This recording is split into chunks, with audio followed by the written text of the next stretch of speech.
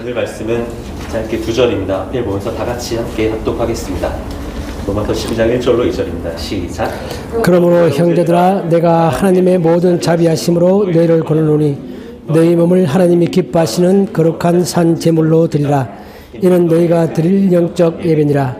너희는 이 세대를 본받지 말고 오직 마음을 새롭게 함으로 변화를 받아 하나님의 선하시고 기뻐하시고 온전하신 뜻이 무엇인지 분별하도록 하라. 아멘. 프로테스탄트의 윤리와 자본주의 정신이라는 제목으로 이 목사님 말씀 전해주시겠습니다. 안녕하세요. 추운데 잘 지내세요? 자, 우리 이 말씀은 로마서 12장 이 말씀은 참 너무 유명한 말씀이죠. 이쪽에 많이 앉아 계셔서 제가 고개가 이쪽으로 돌아갑니다. 다음부터 가운데 앉으세요. 제가 가운데를 보고. 네. 그래서 아무튼 이 말씀은 참 유명한 말씀이고 우리가 많이 묵상하기도 하고 또 많이 듣기도 하고 이제 그런 말씀이죠. 여기 보시면 바울이 이렇게 말합니다. 앞에서 로마서 1장부터 11장까지 기독교의 기본 진리가 무엇인가를 쭉 설명을 한 다음에 그거에 이어서 그러므로 라고 시작합니다. 앞에서 우리가 만약에 기독교의 기본 진리가 무엇인가를 알았다면 그 다음에 마땅한 우리의 응답은 이렇게 되어야 한다. 그런 뜻입니다. 성경에서 그러므로 이 단어가 나올 때마다 굉장히 중요한 의미를 갖습니다. 앞에서 말한 것, 그것의 연장선상에서 그렇기 때문에 우리가 이런 것들을 내가 너희들에게 권할 수 있다. 그렇게 말합니다. 그래서 하나님의 모든 자비하심으로 너희를 권한다. 이 권한다는 단어 자체가 갖는 뉘앙스는 뭐냐면 명령보다는 좀 약합니다. 그러나 그냥 그렇게 해도 되고 안 해도 되고 그런 의미가 아니라 좀 더 강한 의미에서 정말 따뜻한 마음을 가지고 하나님의 자비하시는 마음을 가지고 너희를 권한다. 그렇게 하면서 너희 몸을 하나님이 기뻐하시는 거룩한 산 제물로 드리라. 근데 이 표현은 구약의 모든 제사를 연상시키는 그런 장면이죠. 그 구약 시대 때는 하나님께 드리는 모든 행동들의 핵심 속에는 제사가 들어가 있는 거죠. 우리가 성경에 보는 것처럼 하나님께 우리의 죄를 용서받고 하나님께 매일매일 제사를 드리고 소나 양을 잡아서 제사를 드립니다. 그런데 그 제사를 드릴 때 소나 양을 죽여서 드립니다. 그죠? 죽이는 거죠. 일단 죽이고 그게 내 죄를 증가시키고 그 다음에 그걸 불로 태워서 번제로 드립니다. 죽여서 드리는 거죠. 그러니까 제물은 다 죽여서 드리는 것입니다. 그런데 바울이 여기서 산 제물 그렇게 말합니다. 살아있는 제물, 우리의 몸을. 그러니까 우리가 하나님께 내 자신을 드린다고 할 때 그것은 내 자신을 죽이는 게 아니라 살아있는 상태로 내가 내 자신을 하나님께 드린다. 그렇기 때문에 구약에서 말했던 그 모든 죽이는 제물과 여기서 산 제물은 많이 대비가 됩니다. 그러니까 우리가 산 제물로 내 자신을 드린다는 얘기는 무슨 얘기냐? 그것은 바로 우리의 삶이죠. 우리 삶 자체가 하나님께 드려지는 그런 제물이 되어야 한다. 우리 삶 그 자체가 아침부터 잘 때까지 우리가 살아가는 매일매일 우리가 이 땅에 살아가는 100년 동안의 삶 자체가 하나님께 드려야 되는 산 제물이 되어야 한다. 그것이 바로 우리가 하나님께 드리는 영적 예배다. 그렇게 말합니다. 그렇기 때문에 우리는 지금 이 개념이 익숙하지만 로마서를 볼 당시에 이스라엘 사람들은 이 개념이 정말 생소하고 아주 큰 변화를 일으키는 것입니다. 구약시대에서 우리가 하나님께 나아가는 방식은 항상 우리가 제물을 죽여서 하나님께 드림으로써 하나님께 나아가는 것인데 이제는 그게 아니라 그런 제사는 이제는 없었다. 더 이상 필요가 없다. 그러니까 우리는 이제 내 자신의 삶을 하나님께 드리는 것이다. 그렇게 말하면서 그것이 진정한 영적 예배다. 그렇게 말합니다. 이제 그러면서 영적 예배의 본질은 무엇이냐면 이 세대를 본받지 않는 것이다. 뭐죠? 우리가 이 세대를 본받지 않는다는 뜻은 세상으로부터 멀어져라 그런 뜻이 절대 아니죠. 세상 가운데 살아가면서 세상이 말하고 있는 그런 잘못된 가치관들, 잘못 가고 있는 가치관들을 절대로 따라가지 마라. 그런 얘기죠. 세대를 본받지 말라. 그렇게 하면서 오직 내가 하나님께서 내 삶 가운데 하고 싶어 하시는 그 말씀이 무엇인지 그 뜻이 무엇인지를 잘 분별하는 그런 삶을 살아가는 것. 그것이 바로 하나님께 드리는 진정한 예배다. 그렇게 말합니다. 우리가 지금은 우리 많이 듣기도 했고 그렇게 살아가야지 그렇게 생각하고 있는 이제 그런 얘기들이죠. 그래서 바울이 말할 때처럼 산제물, 영적 예배, 세대를 본받지 말고 선하시고 기뻐하시고 온전하신 뜻 그것이 뭐냐라는 것들에 있어서 그것이 우리의 삶 가운데 적용되는 영역이 아주 크다는 것입니다. 모든 삶 자체죠. 우리 같으면 직장에서의 일의 영역, 우리가 일할 때 일하는 그 자세 가운데 우리가 기독교의 진리를 따라 살아간다면 그것은 바로 진짜 그것이 예배다. 우리가 주일날 드리는 예배도 예배고 오늘 지금 드리는 예배도 하나님께 예배죠. 그런데 하나님 말씀하시는 것은 내가 오전에 근무하고 오후에 근무하고 집에 가서 가족과 생활하고 친구들 만나고 내가 돈을 벌고 쓰고 이 모든 것들이 삶의 영역이 다 진정한 그 자체가 하나님께 드려지는 예배다. 이게 놀라운 거죠. 그러니까 우리 예배는 100년 동안 단 1초도 쉼이 없이 내가 크리스찬이 되고 난 다음부터는 모든 삶의 그 전체가 다 하나님께 드리는 예배다. 그렇게 말합니다. 특별히 주일날 예배와 우리 평일의 삶을 이혼화시킬 이유가 없다. 그 이제 바울이 말하고 있는 로마서 말하고 있는 그런 것입니다. 하나님께서 우리를 구원하셨죠. 우리는 그 구원의 근거에서 내 모든 삶을 하나님께 드린다. 그래서 우리 바울이 썼던 고린도 전서에서 보면 네가 먹든지 마시든지 무엇을 하든지 이 표현 참 재밌습니다.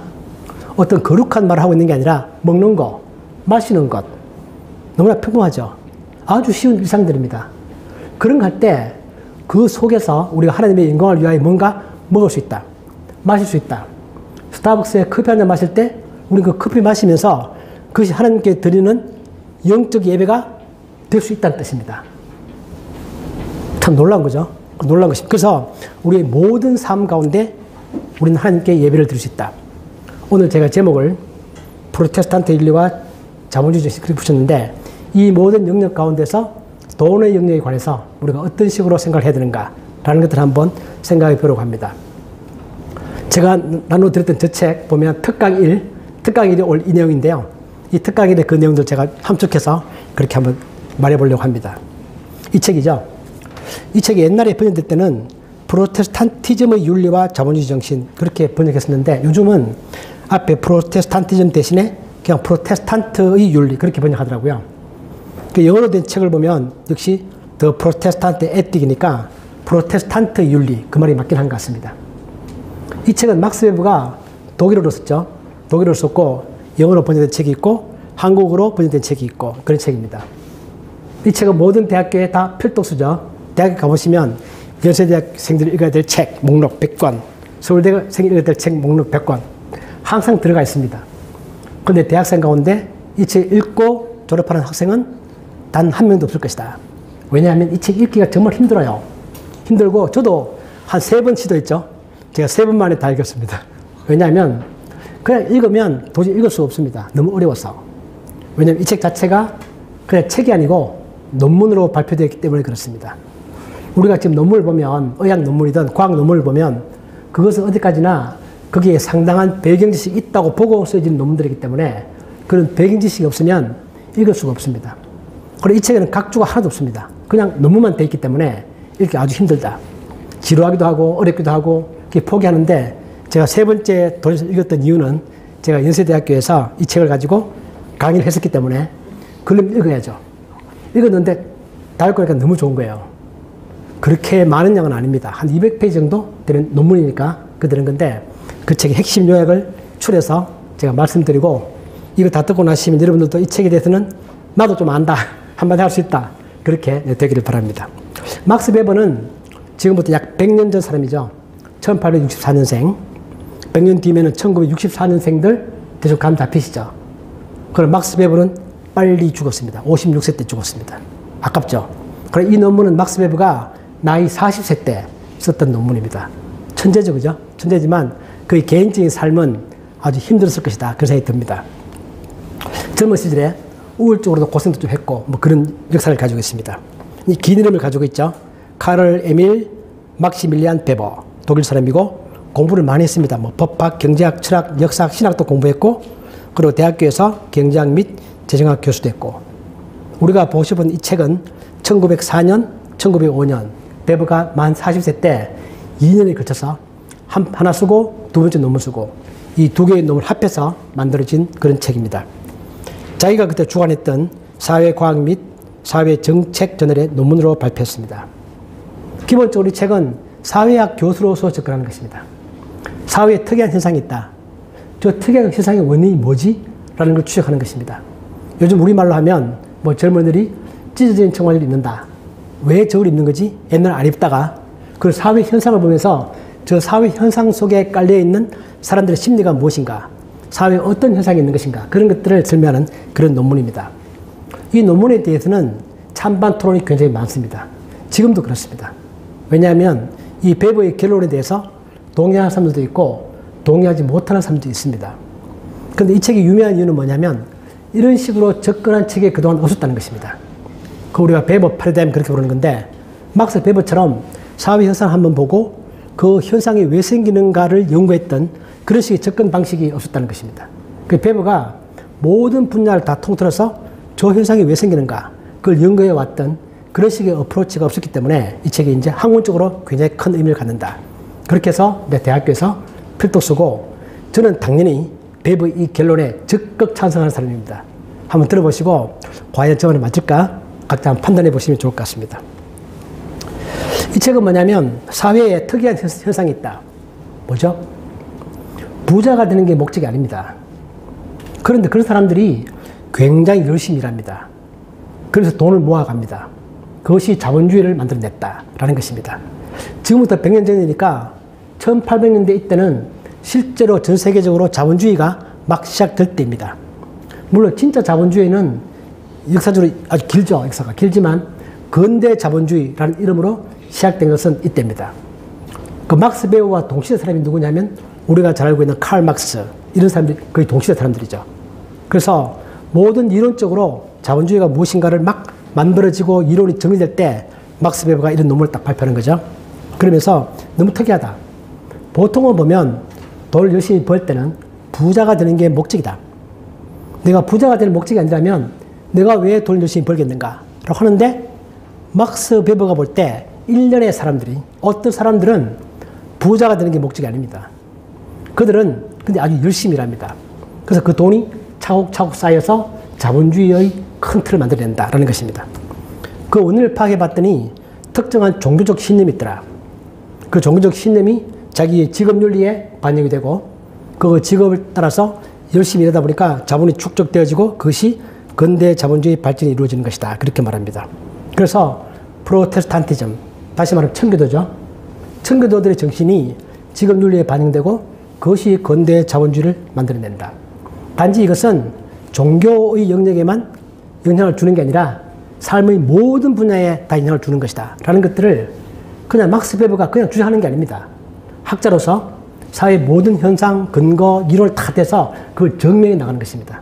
그래서 이 책이 어려운 거죠. 그 과정들이. 이 책은 보면 이렇게 구성되어 있습니다.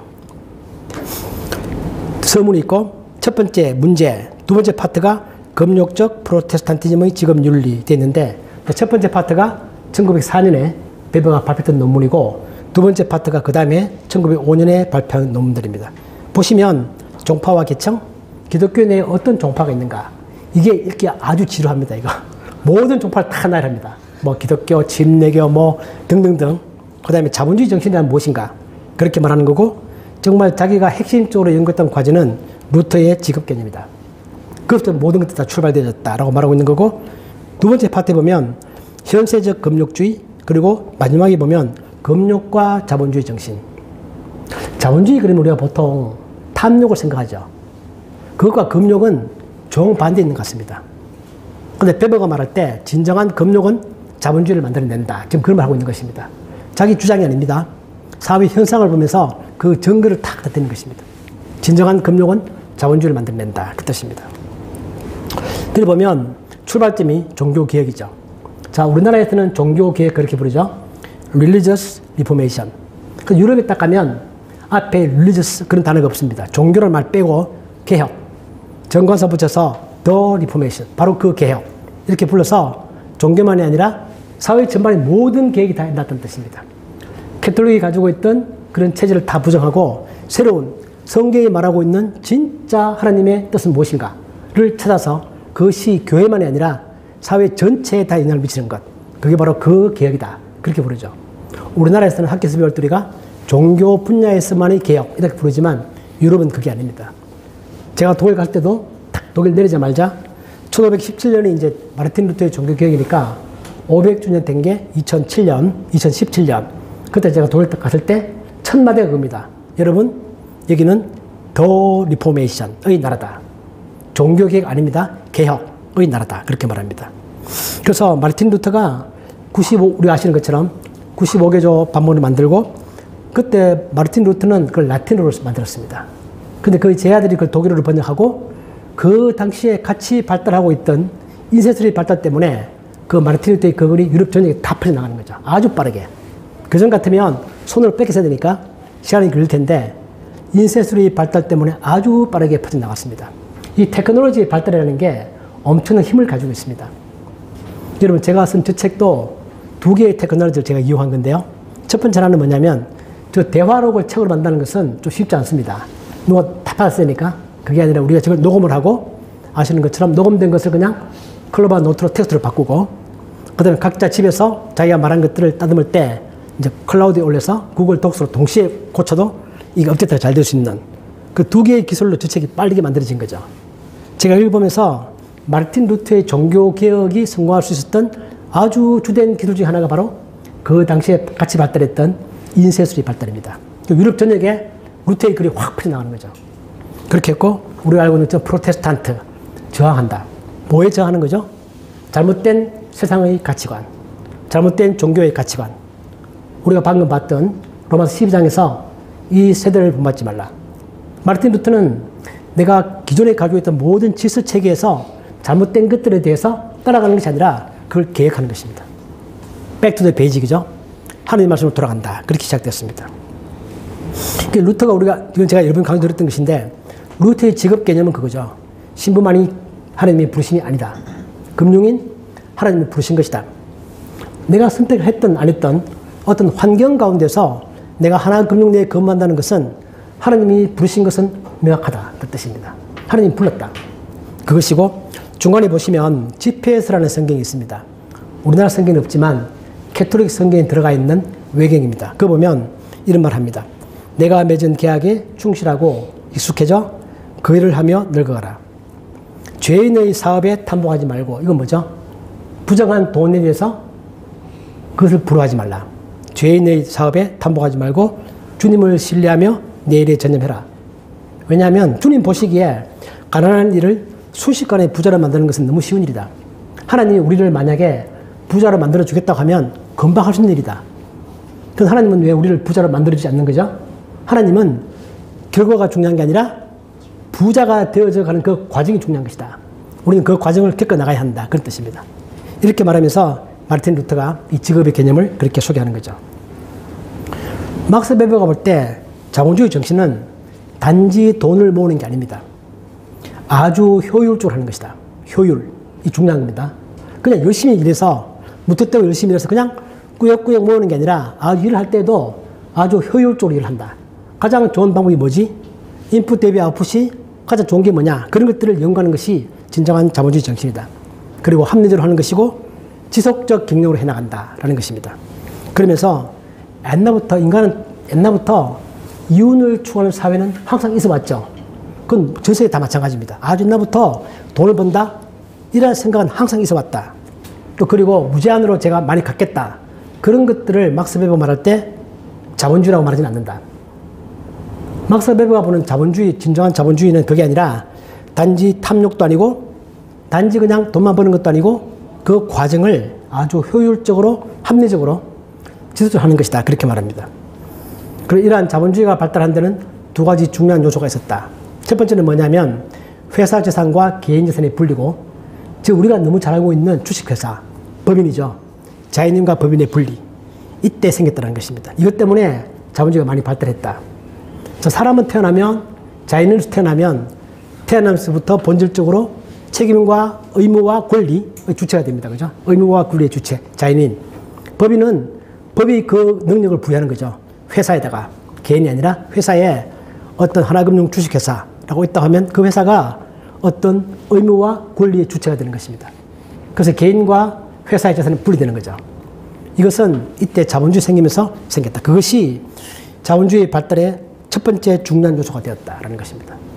두 번째는 회계의 발달입니다. 회계 시스템, 그 재산 상태를 투명하게 보여주는 회계의 발달. 이것처럼 이 두 가지 요소가 근대 자본주의가 발달했던 아주 중요한 요소가 되었고, 이것이 발달하면서 같이 근대 자본주의가 계속 발달해 나간다. 그렇게 말을 합니다.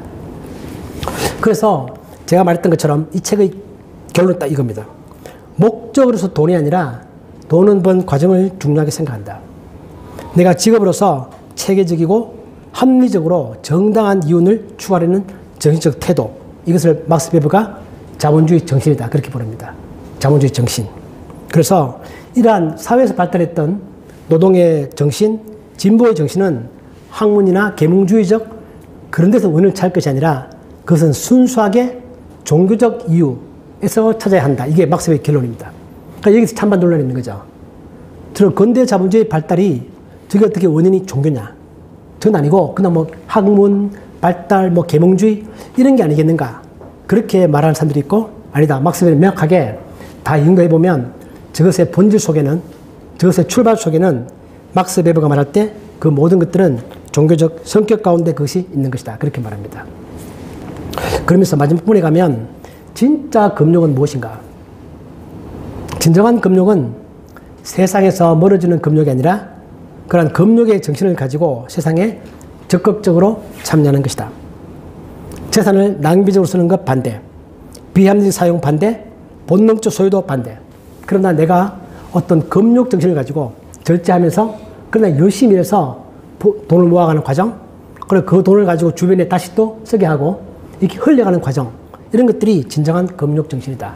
그렇게 말하면서 이 책에 보면 이웃을 돕는 가장 좋은 방법은 무엇인가? 내가 가난한 사람들에게 그냥 돈을 주는 게 돕는 게 아니라 가장 좋은 방식은 내가 기업을 해서 사업을 해서 일을 시키고 그들에게 월급을 주는 것이다. 그게 정말 가난한 이웃을 돕는 아주 좋은 방식이다. 그렇게 말합니다. 우리 알죠, 그죠? 내가 돈을 그냥 없는 친구한테 50만 원 주면 별로 의미가 없습니다, 사실. 그때는 뭔가 갈증이 해드는 것 같지만 사실은 별로 의미가 없죠. 그러니까 내가 작은 사업을 해서 그 친구를 고용을 해서 일을 시키고 월급을 준다. 그 친구는 일을 하면서 자아 성취를 느끼는 것이고 또 돈도 흘러가는 것이고 그것이 진짜 가난한 이웃을 돕는 진짜 방식이다. 그렇게 말합니다. 밑에 본문에 보시면 이스라엘 사람들이 금식을 열심히 하죠. 종교적 금식. 7일간 금식하고 40일간 금식하고 그렇게 할 때 하나님께서 이사야를 통하여 그렇게 말씀하십니다. 하나님께서 진짜 기뻐하는 금식은 무엇인가?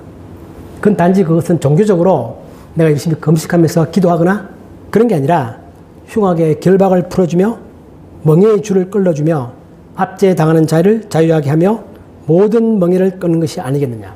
우리 말씀 같이 한번 읽어보실래요? 시작. 내가 기뻐하는 금식은 흉악의 결박을 풀어주며 멍에의 줄을 끌어주며 압제에 당하는 자를 자유하게 하며 모든 멍에를 끊는 것이 아니겠느냐. 하나님이 정말 기뻐하는 금식은 우리가 종교적으로 금식하고 사회에서 물들어 있는 것이 아니라 내가 이 사회 가운데서 흉악의 결박을 풀어준다. 뭔가 억눌려 있는 사람들에게 그 사람들에게 자유를 주는 삶. 그 사람들이 뭔가 멍에를 지고 있다. 가난의 멍에든 무식의 멍에든 뭔가 압박을 당하고 있다. 그럴 때 그것을 풀 수 있도록 내가 도와주는 것. 그런 삶을 살아가는 것. 그것이 하나님께서 정말 기뻐하시는 바로 그게 금식이다. 이 금욕과 정말 진정한 금욕이 무엇인가 이것은 막스 베버가 주장했던 그 책 속에서 그 논문 속에서 마지막에 결론처럼 등장하는 것입니다. 자본주의, 진정한 자본주의는 내가 금욕적 삶을 살면서 그렇다고 내가 안 먹고 입지 않는다 그 뜻이 아니라 절제하는 거죠.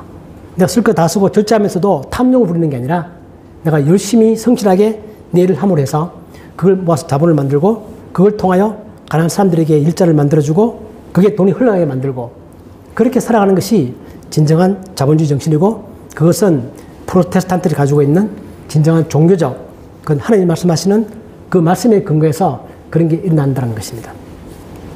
오늘 말씀을 보면 우리는 일생을 해볼 수 있습니다. 우리가 가지고 있는 신앙 하나님께서 우리들을 구원하기 위해서 예수님을 보내서 십자가에 죽게 하시고 나는 그걸 인하여 구원을 받았습니다. 하나님 그렇게 베풀어 주시는 목적이 뭐죠? 두 가지 목적이 있는 것입니다. 하나는 뭐냐면 우리가 죽고 난 다음에 다시 부활하여 우리의 영원한 삶을 살게 하시는 것. 그리고 그때 그것은 단지 영원한 삶을 사는 게 아니라 에베소서에 말하는 것처럼 하나님은 자기 형상처럼 우리를 그렇게 만들어 갈 겁니다. 우리는 지금 상상이 안 되죠. 하나님께서 원래 만들었던 하나님의 형상을 따라 인간을 창조했던 그 형상대로 우리를 다시 만들어 가시고 우리로 하여금 하나님의 자녀가 되게 하겠다. 그렇게 말씀하십니다. 그게 우리에게 주어져 있는 다음 세대에서 우리에게 주어질 우리의 운명입니다. 이미 그것은 확정되어 있습니다. 그 나의 노력과 상관없이 하나님 우리에게 베풀어 주시는 구원이죠. 그게 구원입니다.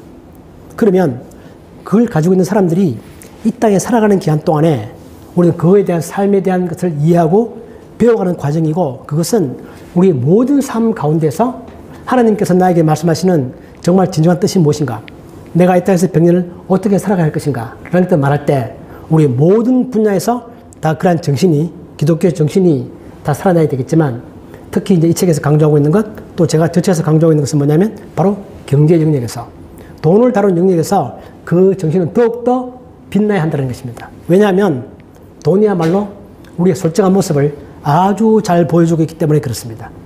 모든 싸움의 핵심엔 돈이 있고, 모든 탐욕의 속엔 돈이 있고, 우리가 크리스찬으로 살아가면서도 넘어질 수밖에 없는 많은 요소들이 돈에 있다는 것입니다. 그만큼 돈이라는 것은 우리의 진정한 모습을 보여주고 있기 때문에 돈에 있어서 우리가 진짜 기독교 정신을 발휘할 수 없다면 우리의 모든 신앙은 다 거짓이다. 겉으로 아무리 멋있게 보여도 그것은 진짜 내 마음 가운데 진정한 크리스찬의 정신을 가지고 있는 것이 아니다. 돈은 참 솔직한 것이고, 그 하나님께서도, 예수님께서도 돈에 관한 말씀을 많이 하신다. 돈은 단지 도구일 뿐인데 우리가 그 도구를 다룸에 있어서 진짜 나의 모습이 무엇인가, 내가 이웃들에게 뭘 해줄 수 있는 것인지, 그런 것들은 다 돈을 통하여 이루어진다. 그 내가 돈에 대한 탐욕을 부리지 않으면서 돈을 열심히 벌고 잘 관리하고 잘 쓰는 것은 진짜로 아주 놀라운 영적 생활이다 라는 것입니다. 이게 이제 우리가 성경을 통해서 보고 싶은 내용들이고, 저도 저 책을 통해서 하고 싶은 얘기 핵심은 바로 그겁니다. 우리 다 금융회사 직원들이죠. 우리 돈의 전문가들입니다. 그죠? 이 사회에서 볼 때 내가 직업으로 돈을 다루고 있고, 또 내가 그 직업인 돈과 나의 영적인 나의 상태, 내가 갖고 있는 신앙, 이 두 개가 잘 결합되어지는 그런 모습이 정말 되었으면 좋겠다, 그 생각이 듭니다. 하나님께서 우리들에게 참 지혜를 주셔서 우리가 이 땅 살아가면서 돈을 벌고 관리하고 쓸 때 그 가운데서 하나님의 진짜 뜻이 무엇인지, 돈을 다루는 세상의 가치관이 아니라 성경이 말하고 있는 진정한 가치관을 따라 살아갈 때 하나님의 참 뜻이 무엇인가를 이제 발견할 수 있는 그런 사람들이 우리가 되었으면 정말 좋겠습니다. 그런 축복이 우리 모두에게 차고 넘치기를 주님의 이름으로 축복합니다. 아멘. 아버지 하나님, 우리를 하여금 이 땅에 살아갈 수 있도록 하나님께서 환경을 주시고, 그 환경 가운데서 우리가 물질을 가지고 물질을 따라 살아갈 수밖에 없는 그런 육체를 가진 사람으로서 이 땅에 살게 하신 것을 감사합니다. 우리가 그 가운데 살아가면서 그 가운데 일어나는 많은 갈등과 욕심과 또 절제와 그 모든 과정 가운데서 하나님의 진정한 뜻이 무엇인가를 발견해가는 우리의 삶이 되게 해주시고, 그 가운데서 하나님을 향한 우리의 신뢰와 우리의 믿음이 날로 자라나는 저희들이 되게 하여 주옵소서. 예수님의 이름으로 기도하옵나이다. 아멘.